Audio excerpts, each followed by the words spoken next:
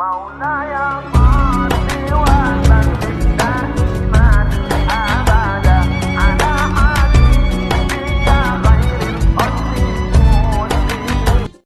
Nabi SAW sampai di kota Al-Madinah Al-Munawwarah, dia dapati ada Yahudi Bani Nadir, Yahudi Bani Quraizah, Yahudi Bani Qainuqa, Yahudi Khaybar.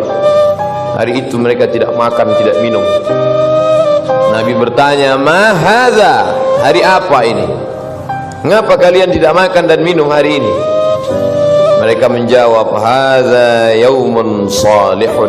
Ini hari yang saleh, ini hari yang baik. Najallahu fihi Musa wa aghraqa fihi Fir'aun. Hari ini Allah menyelamatkan Nabi Musa alaihi salam dan menenggelamkan Fir'aun di Laut Merah.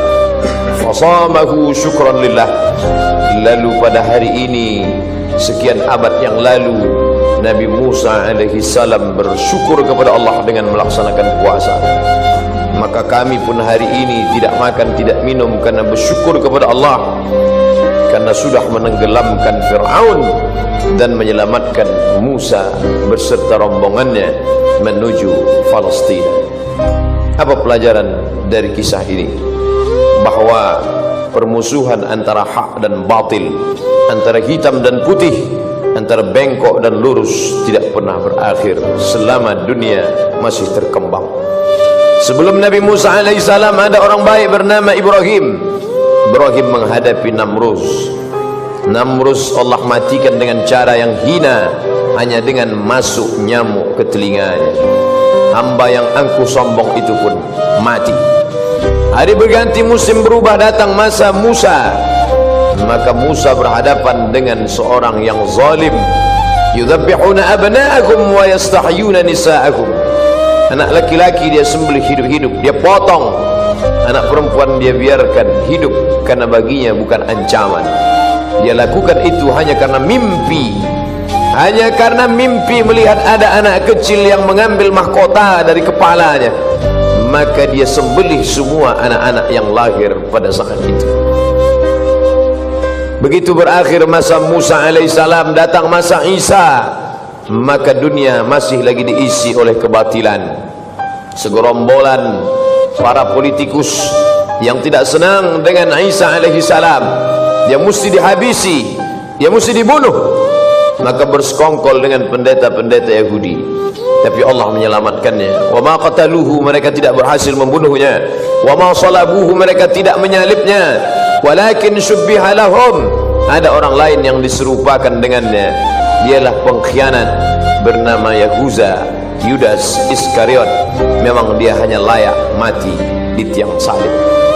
571 tahun setelah peristiwa besar itu, apakah dunia berakhir? Belum. Muncul orang baik bernama Sayyidina wa Maulana Muhammad sallallahu alaihi wasallam. Sekali lagi drama berlanjut. Datang orang-orang memilih peran menjadi musuh kebaikan.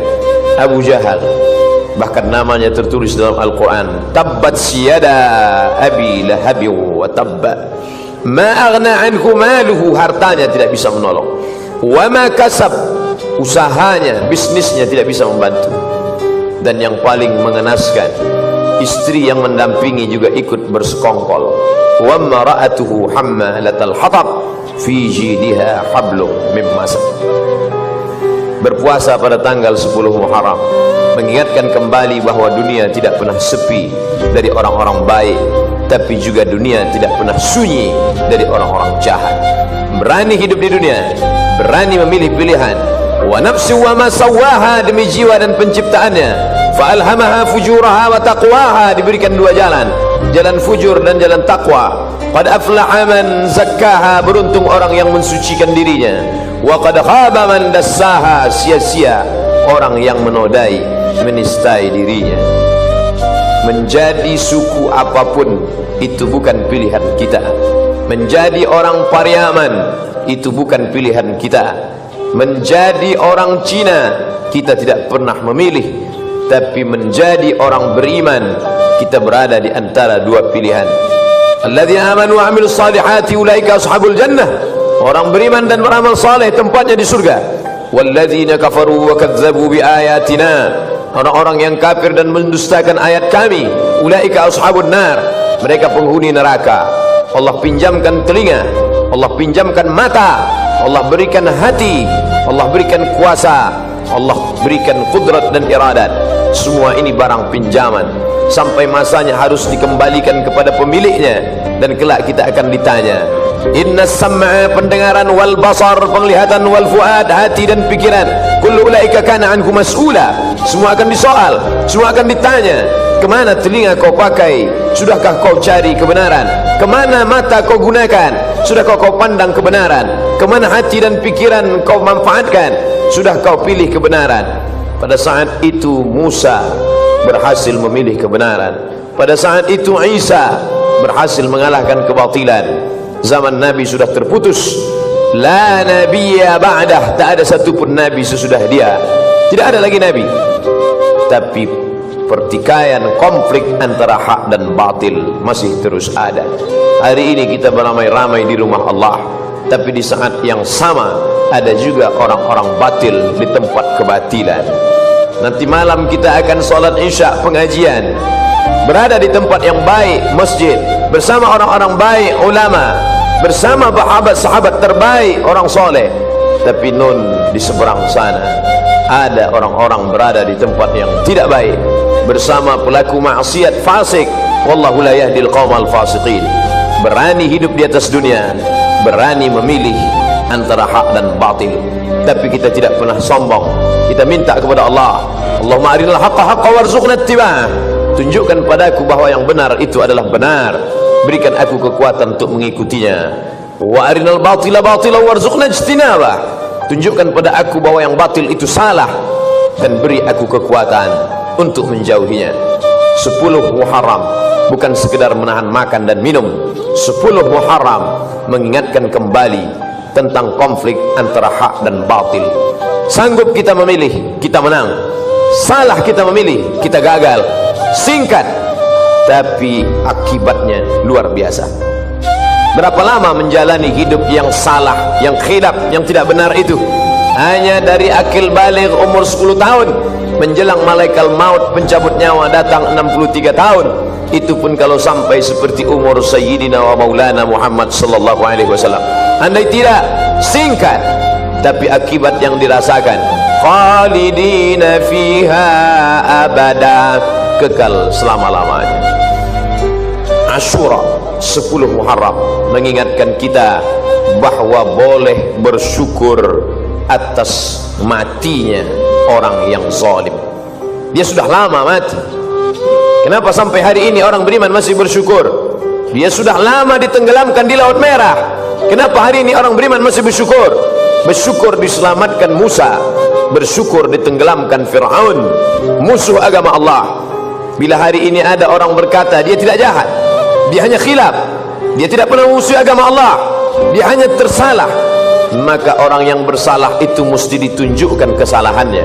Kita bukan bangsa pendendam, kita tidak pernah mendendam dalam hati, tapi kita ingin menunjukkan ihqaqul haq wa ibtalul batil, bahwa yang benar adalah benar, bahwa yang batil adalah batil, bahwa pernah membunuh, pernah menyiksa, pernah menyakiti, pernah menghabisi ulama dibunuh, maka mesti diceritakan kepada khalayak ramai. Ini kelompok kebatilan, ini orang tidak bertuhan yang mengatakan yang bertuhan adalah opium. Siapa saja yang bertuhan beragama, berarti dia sudah terkena candu opium bernama agama. Maka orang beragama mesti dihabisi, ulama-ulama yang mengajak kepada agama mesti dibunuh.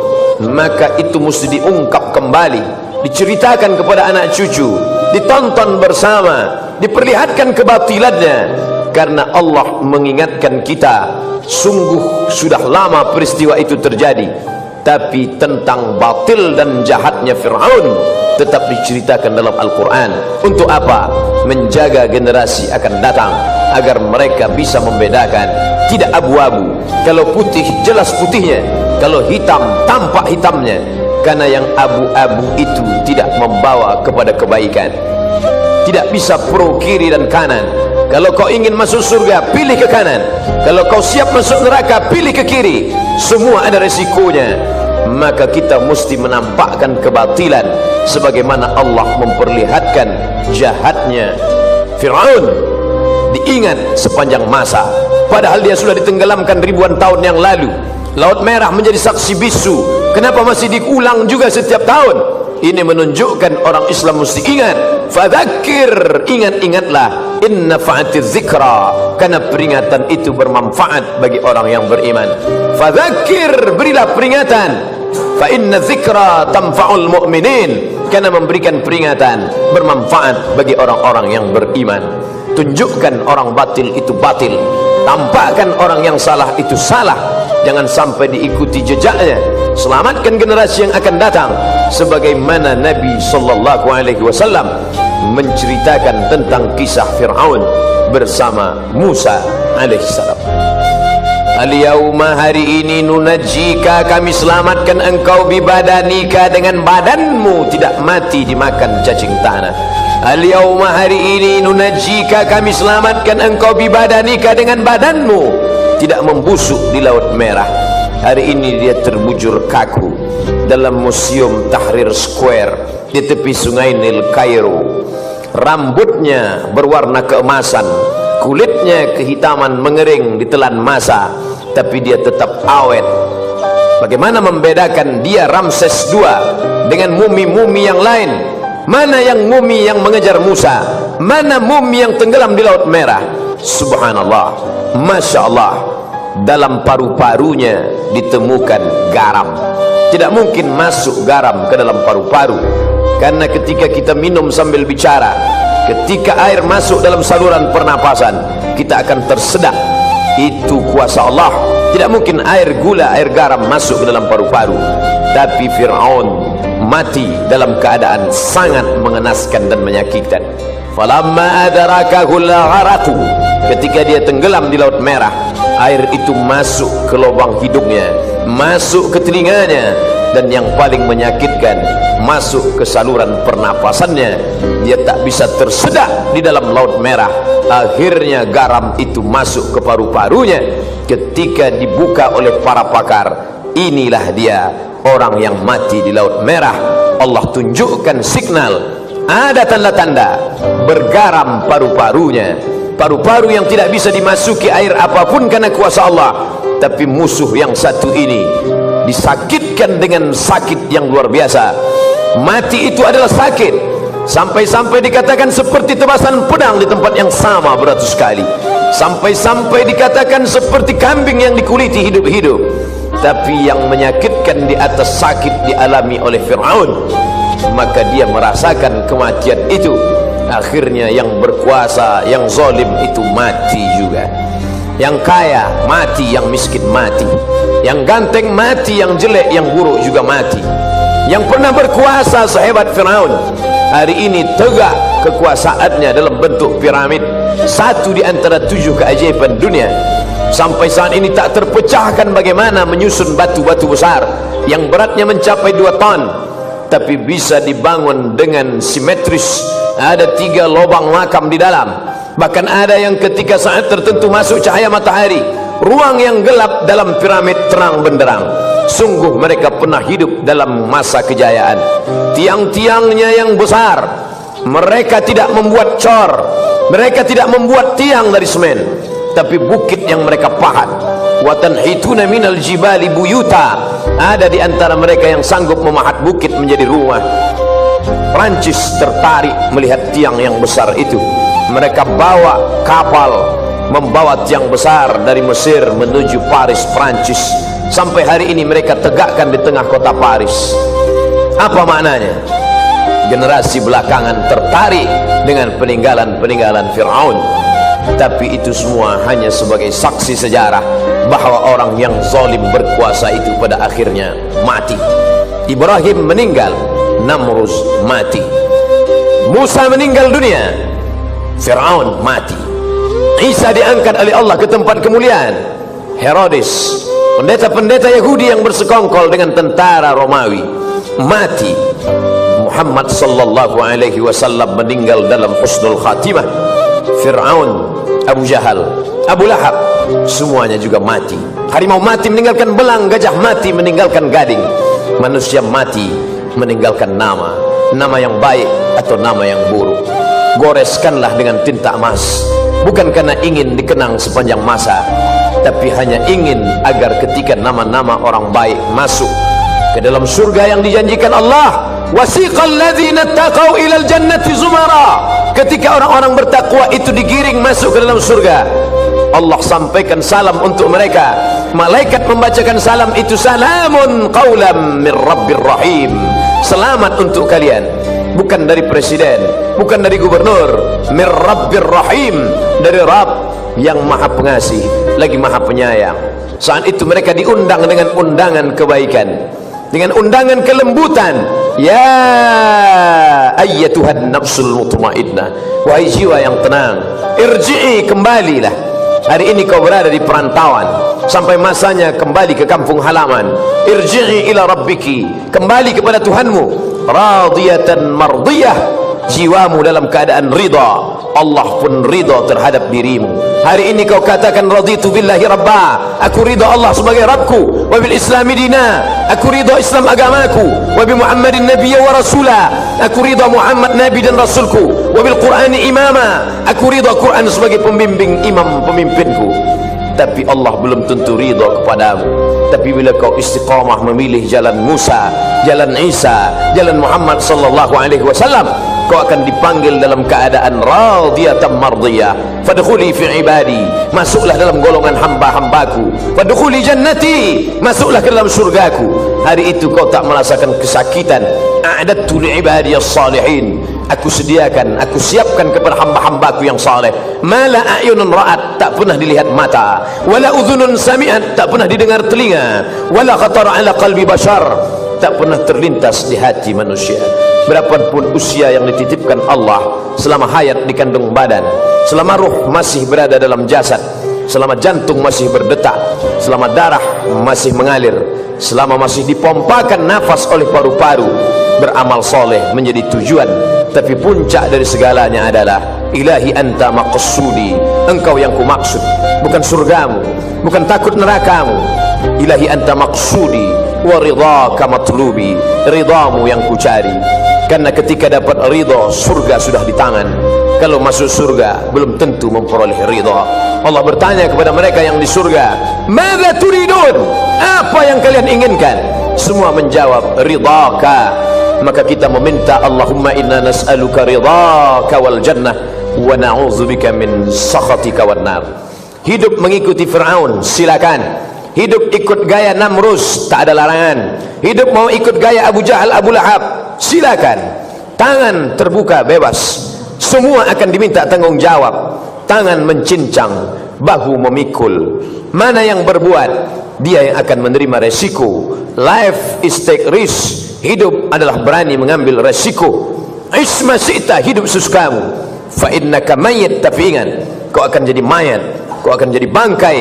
Tapi kau tidak selesai sekedar dijepit tanah. Kau punya roh yang akan diminta tanggung jawab di hadapan Allah. Kelak semua akan ditanya. Siapkanlah diri menjawab pertanyaan itu.